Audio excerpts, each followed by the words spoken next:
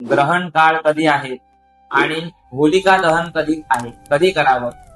तर 2 मार्च या दिवशी होलिका दहन करणे आणि 3 मार्च 2026 या दिवशी चंद्रग्रहण असल्या कारणामुळे त्या दिवशी आपल्याला होलिका दहन करता येणार नाही.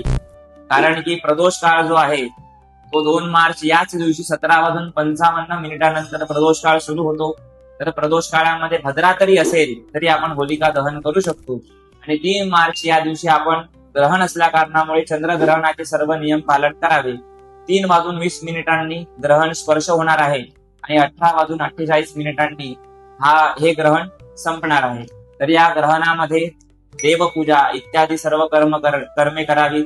आणि गर्भवती स्त्रियांनी हे जे ग्रहण आहे ते दुपारी 11 वाजल्यापासूनच 3 मार्चच्या 11 वाजल्यापासून आपण सर्वांनी वेदाचे नियम पालन करावे. जसं की भोजन करणे, झोपणे, कापणे, चिरणे इत्यादी कर्म करू नयेत.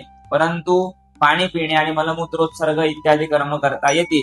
परंतु ग्रहणामध्ये आपल्याला हे कर्म गर्भवती स्त्रियांनी, बाल, अशक्त, वृद्ध अशा लोकांनी हे ग्रहणामधले सर्व नियम पालन करावे.